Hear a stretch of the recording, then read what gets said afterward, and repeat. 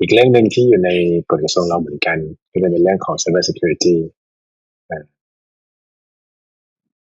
พื้นฐานที่หลักๆของ IEA ที่กำหนดไว้เนี่ยด้าน Cyber Security ก็จะเป็นเหตุการณ์เดียวกับการที่จะดู material attractiveness ใช่ไหมครับในทางไซเบอร์ก็เหมือนกันคุณต้องรู้ว่าอะไรคือ critical digital asset ของคุณอะไรก็ตามก็อะไรก็ตามที่เป็นasset ที่สำคัญ critical ถ้าเกิดว่าหายไปหรือถูกเปลี่ยนแปลงไปจะมีผลกระทบต่อการทำงานหรือมีผลกระทบต่อเป็นความมั่นคงเป็นอย่างมากจะเป็นพูดถึง reactor control ตัว SCAM system ตัว sensor ตัว access control server ต่างๆแล้วก็จะมีการเรื่องของมาตรการของสถาบันการเรื่องของการทำ network นะเราเพราะว่าต้องมีการป้องกันในส่วนของ network ที่เป็น instrument control ที่มันค่อนข้างสำคัญแยกออกเด็ดขาดออกจากกันออกจาก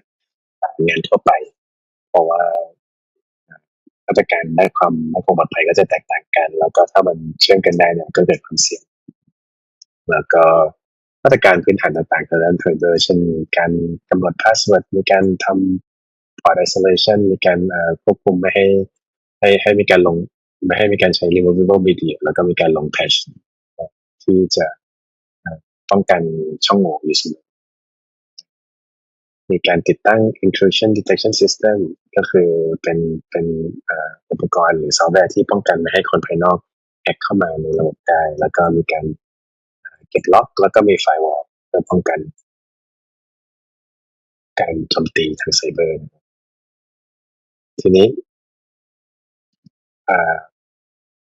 เช่นเดียวกับการทำ DBT ทางไซเบอร์ก็เหมือนกันก็คือว่ามันก็จะมี DBT ในส่วนของไซเบอร์ที่จะมองไปถึง scenario ต่างๆที่อาจจะเกิดขึ้นได้อย่างเช่น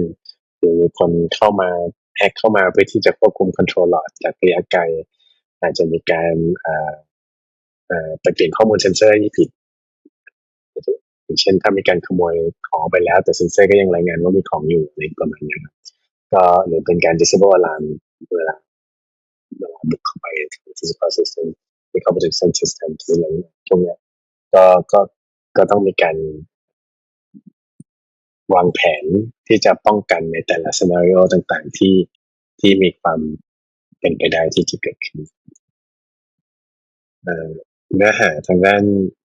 Cyber Security ก็อ้างอิงได้จาก Computer Security Admin and Facility Technical Guidance นะครับเป็น NSS 17